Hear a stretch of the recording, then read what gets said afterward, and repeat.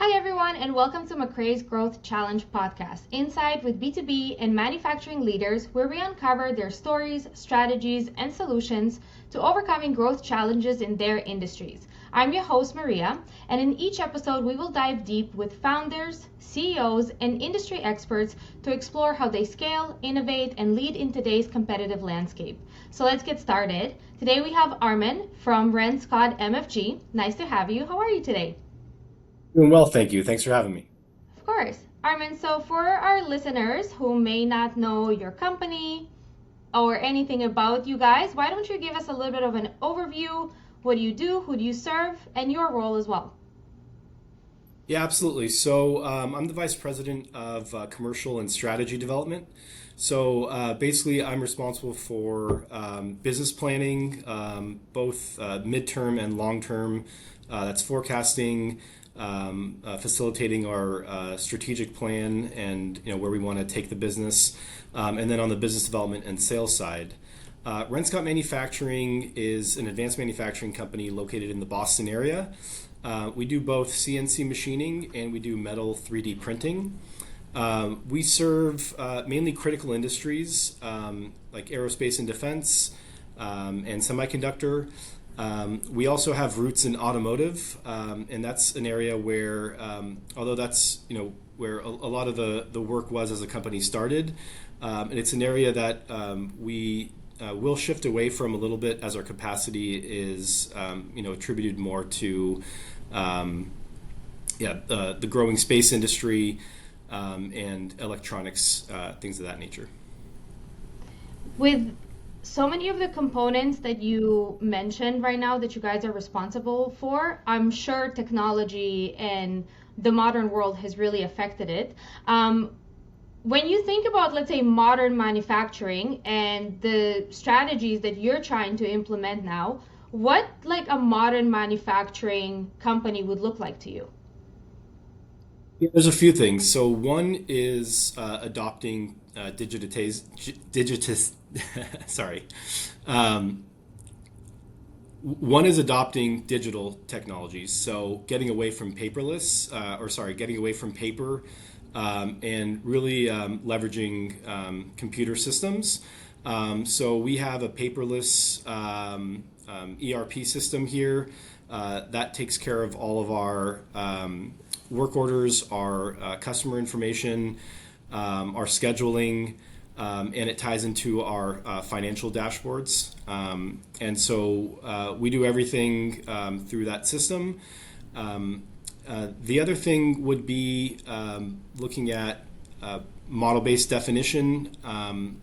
Really trying to work with the customers' 3D models and designing our parts and designing our processes around that, and having that digital thread from the inception of the part through the manufacturing and inspection to when we deliver. We also use a little bit of automation in our shop. Most of our machines have some level of automation where we have several stations that can hold fixtures. So as parts complete, they can come back out into a station, and then a new fixture can come into the machining chamber to be machined. We have work centers that have full automation with robots, where we have a program that can pick up a pallet with a fixture, take it to a machine. Once it's done, it'll come pick it up and bring the next one. So we can get a lot of utilization beyond just a single shift, where we can run overnight, we can run over weekends, and also leveraging AI. Whether that is sensors that might be able to help us with preventative maintenance, so that we can get ahead of any replacement parts or repairs before something happens and a machine is down. There are certain AI use cases for design and programming of the machines. We leverage it on the estimating side. We use a estimating platform where the system can read the customer models and prints and put together a manufacturing plan based on our equipment and our shop rates. And then it really, takes 80 or 90% of the estimating time out of it, where we can just come in and tweak a few things and put a price out so we can quote our customers more quickly. And as far as future AI use cases, one thing that I think would be really useful for manufacturing companies, especially where the demographic right now, it's employees that are aging and nearing retirement, and there may be a big exodus as far as the workforce goes, and so attracting new talent, that's a totally different conversation. But a lot of companies have some rich tribal knowledge from these long tenured employees. And you can't just rely on somebody passing that information from generation to generation. A lot of those things get lost, and sometimes that's kind of the secret sauce of a company. And so really being able to convert your knowledge base into like an internal GPT, something where all your documentation can be in a centralized location, and you can have ways to get that tribal knowledge into the system, and then have it extrapolated and used by all your employees. And as new information is learned, that goes into the system, and over time it just becomes richer and richer. So I think that's a really good use case for AI as well for manufacturers. Isn't it so fantastic when you have one hub where all of it lives, and now you don't have people popping into your door from different departments asking for little pieces and just distracting you from the flow that you were doing before, right? It's so nice. Exactly. Yeah. It's like just go And it ask makes it ChatGPT. and it makes it searchable, right? So if you have Yes. documents in your system, but you don't know what document you're looking for, what to ask for, it's an easy way to put in some keywords, and you have multiple sources that can feed that information. Yeah, and you can ask it to also like research the data and analyze it and extract anything that is not up to certain standards, which, oops, which obviously makes your life so much easier, especially like I think high level positions, right? Like you are trying to see more of the bigger picture, like you want to almost have bird's eye view, right? So having data that you can just basically just type in and ask it to do any type of calculations, any type of numbers right on the spot, like it's just so helpful. Yeah. Yes, Um, absolutely. yeah, for sure. I have a question for you. So a lot of the things that you were talking about and mentioning, which are amazing, it sounds like your internal operations are becoming so much better, because you're removing errors that could happen, lead time, like people get sick, right? Like basically a lot of automation where you're basically able to work a lot more efficiently for longer hours. You can give your customers better answers, right? Like you mentioned, and this is something that is very repetitive with a lot of manufacturing companies. It's like, how quickly can you get a quote to your customers? Right. Because sometimes it takes like just the sales cycle of a project could be taking months. Sometimes your aerospace, I'm sure there's like military, government, there's so many layers to it, right? It's not that easy. It's a long process. Um, Yes. yeah. So I do hear that a lot, the competitive advantage of being able to get your quotes out faster. But what else these systems and processes have helped you with when it comes to delivering services and products to your customers? How is that improved? What else has gotten better? Well, I think from a machining standpoint, hitting your dimensions is very important. Obviously, you have to make a part that's to print and that's correct and within all the tolerances. So one thing I could see is as you feed the system information about your past performance, you have a part number A that you've ran 1,000 pieces of, and you inspect all the parts, or you have some kind of lot sampling from a CMM inspection. It can pick up all those data points and record what dimensions and tolerance that you've hit across all those parts that you've produced. and really give you a rich data set of like, one, statistical process control. Do you know that what you have built out in your shop, your programs, they can repeat, right, over and over again, making the same part the same way within a certain tolerance band. And two, just like giving you that confidence that if you get another part that's similar or has certain features that your system recognizes that you've been able to hit those dimensions or those features repeatedly, that it gives you the confidence, one, to make the part, two, it can feed back in your estimating process that you can more accurately quote the part. Because sometimes when you have a difficult feature, you might be very conservative because you're not sure exactly how it's going to go. The more conservative you are, the less competitive your quote might be. So this might allow you to be more accurate in your quoting, and from the get-go, be more aggressive, or provide you with a more competitive quote to your customer. But also having that data in house, I think also allows you to plan your shop so that your rates are correct. You can schedule with more accuracy, and you can make sure that your capacity, your view on capacity is correct, so that you're out there quoting more work.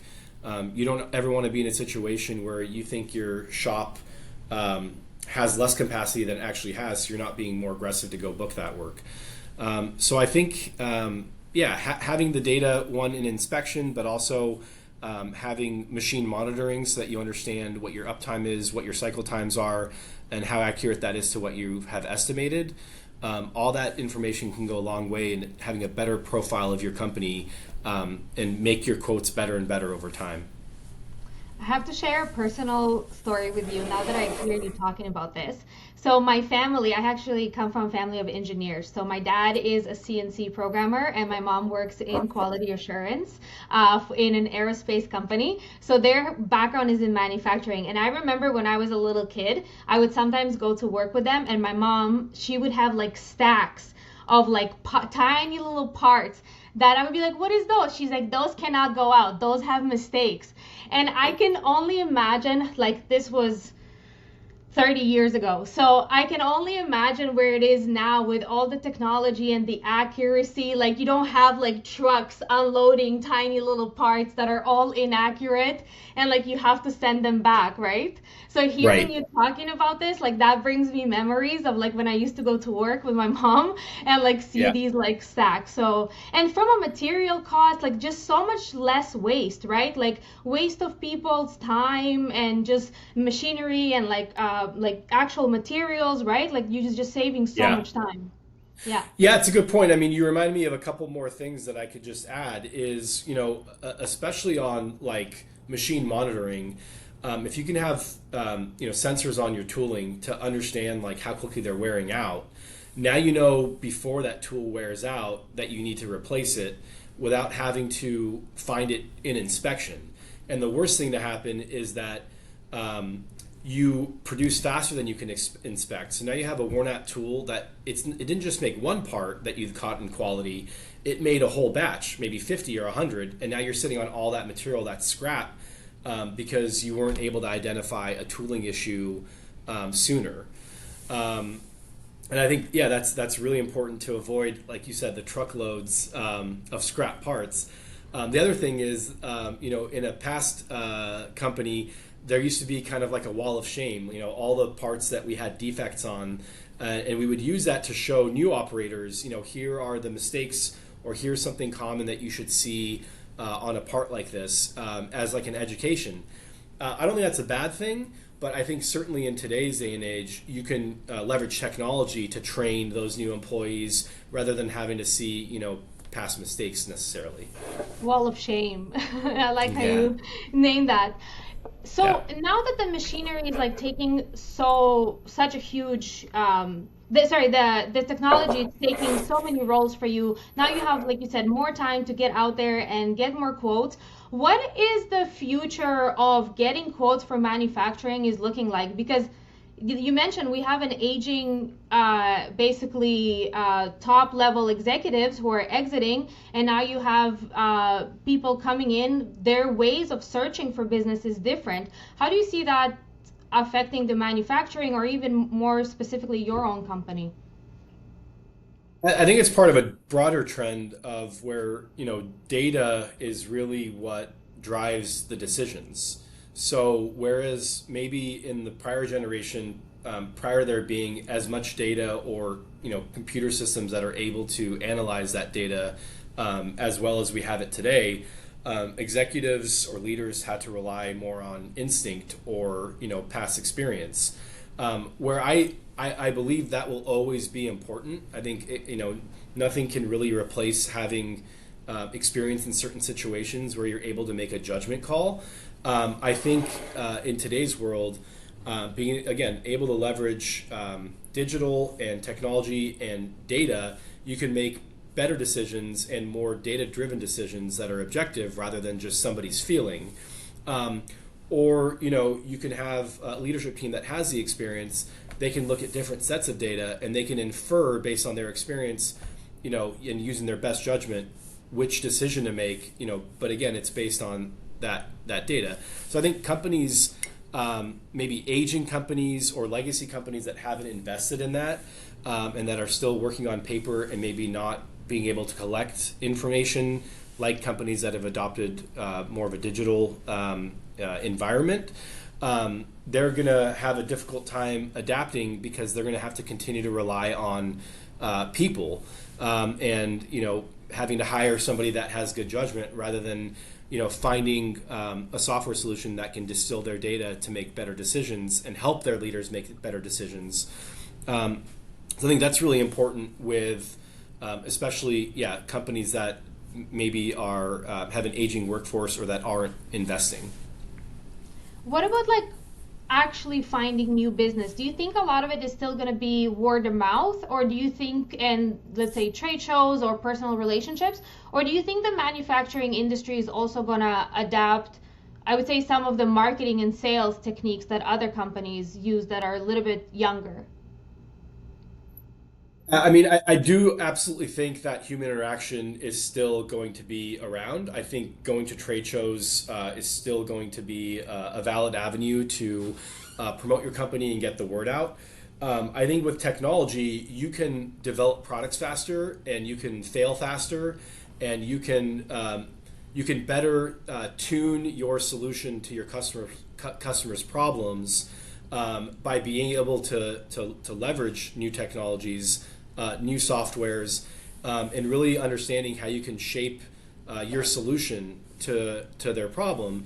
And then I think from a marketing standpoint, it's demonstrating those use cases. So maybe it's not a physical, line card, handing that out, but maybe it's, doing demos and then building, media around those demos and telling a story that's targeted to your audience. So you might have a defense customer that really has a problem making this particular type of part or getting enough of it in service.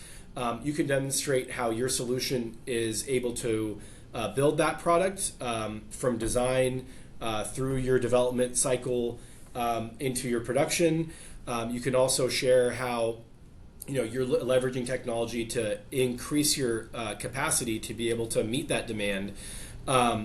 Yes, in a lot of cases you have to invest in more equipment, but in a lot of cases you might be able to invest in technology to better utilize the existing equipment you have.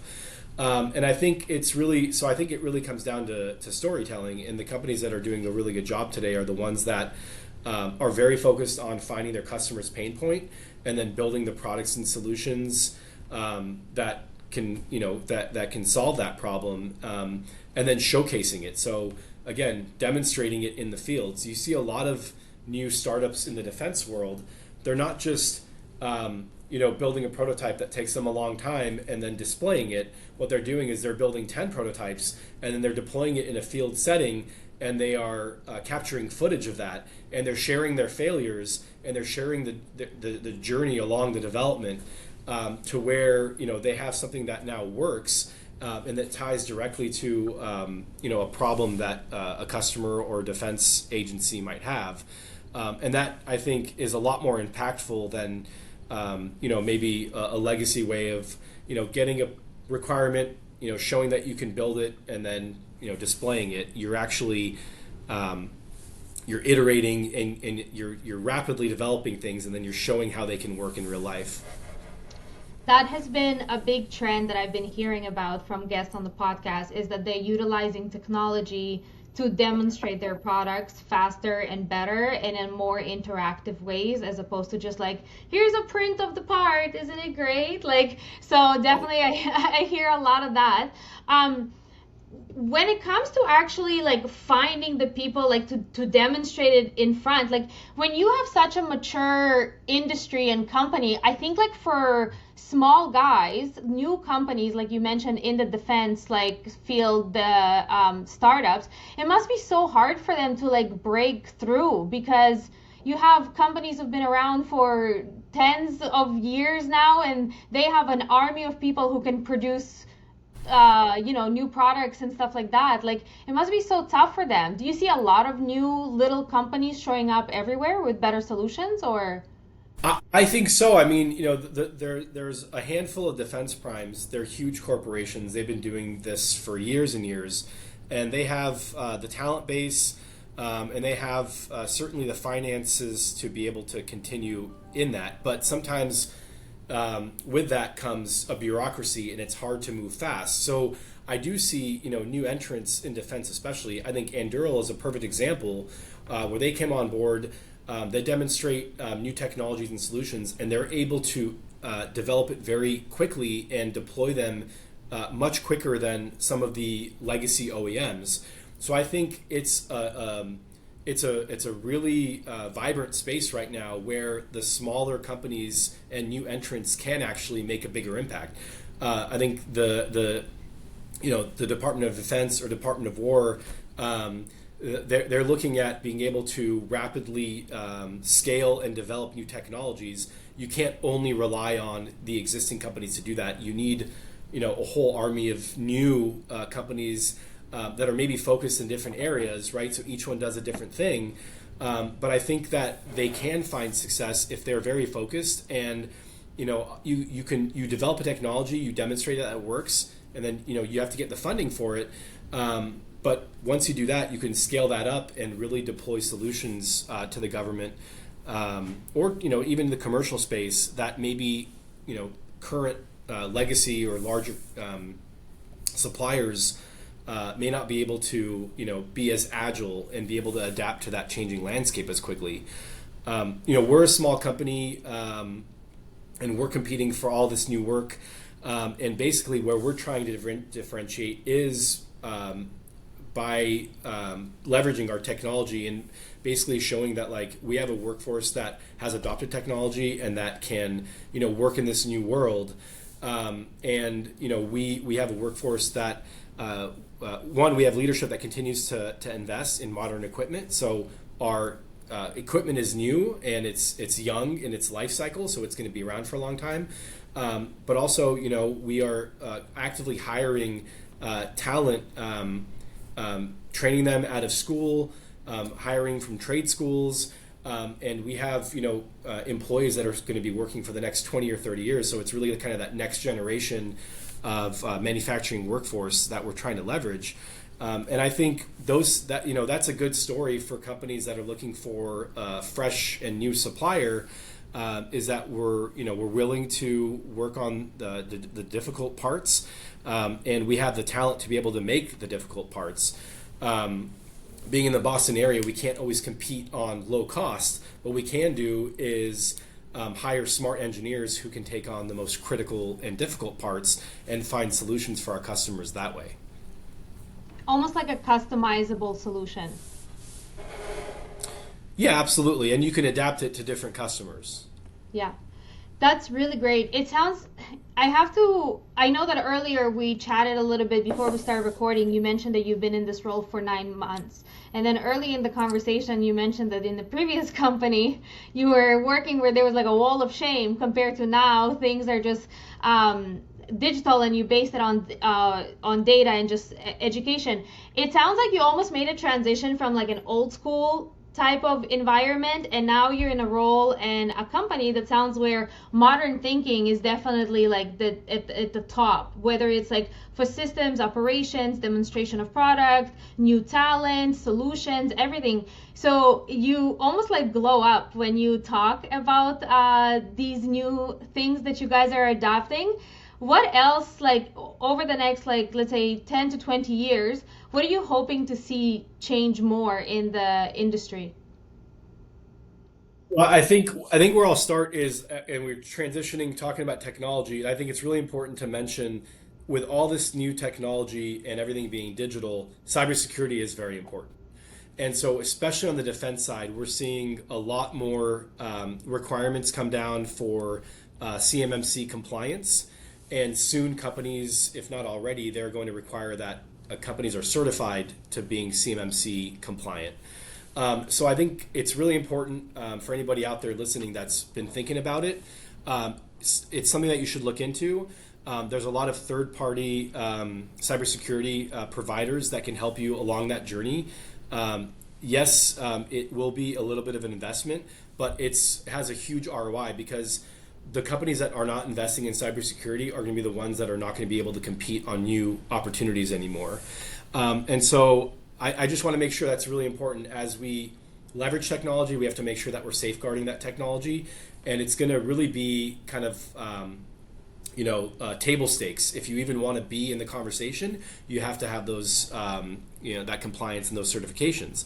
And I do see that as a trend going forward, because again, the legacy companies that are not investing in that, that have an aging workforce, those are the ones that aren't going to be around, because they're not going to be able to compete. On an apples to apples comparison from just having the modern tools and the equipment, but also just not having the safeguards in place where a customer can trust you with their data.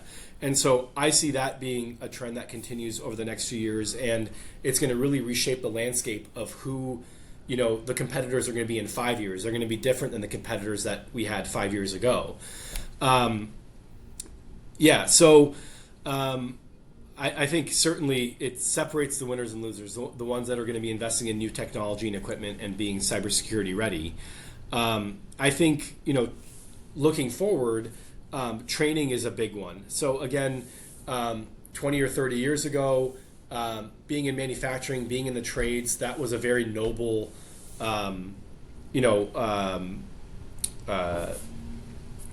profession. Sorry, yeah. Occupation. Yes. And I think we have to get away from the stigma that, you have to go get a 4-year degree, get a college education. Sorry, I have to pause real quick. I'm sorry. Can you do that? Yeah, for sure. I wanted to leave enough time so that you can edit it right there. Yeah, and I think for I sure. know. Yeah, I think I know where I yeah, left. it'll be cut. Yeah. Yeah, I should have plugged in my computer. I'm sorry. I'm about to run out. Yeah, I take a wanna run second. out. That's okay. Yeah, Yeah. take a second.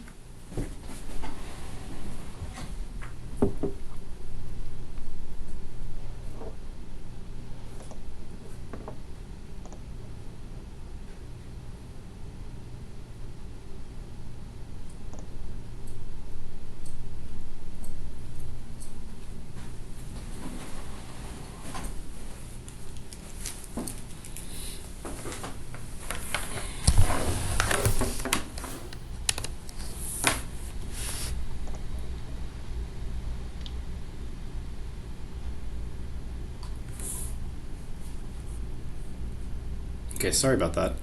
That's okay. No worries. Okay, so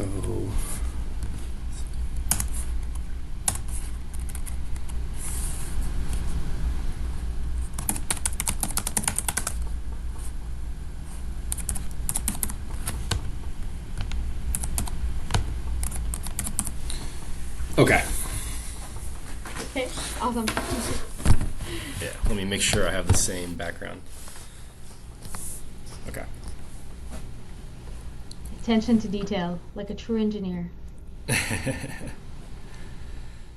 Should I just pick up and then you guys Yeah, will? go ahead. Yeah, go Okay. ahead. Get started. Okay. Um,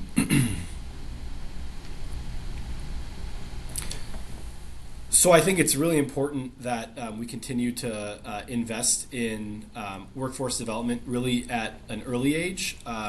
So in the high schools, in trade schools, making sure that people know that getting into manufacturing, it's a very good career. I think that's going to be really important because as much as maybe automation will be able to supplement some of the gap in workforce reduction that I believe we're going to see with a lot of people retiring in the next 5 to 10 years. There's still going to be a need for hands-on labor in the manufacturing environment in the shops, and being able to have skilled tradesmen.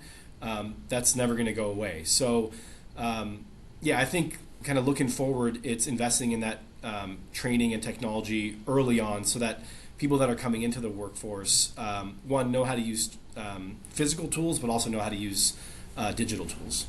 Yeah, absolutely.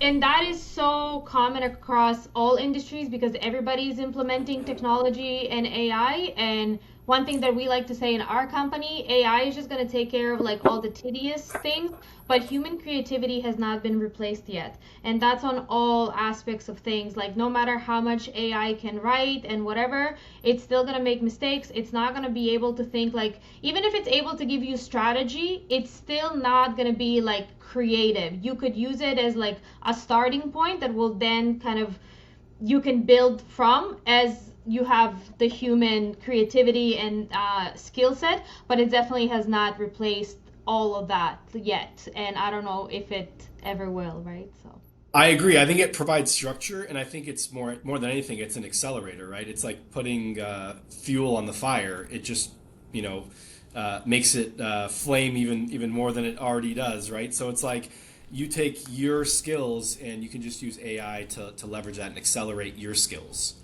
yeah, absolutely. Well, Armin, thank you so much for today. Yeah, thank you very much for having me. Yeah, of course. All right, have a good one. All right, I'm take just care. gonna Bye. stop it.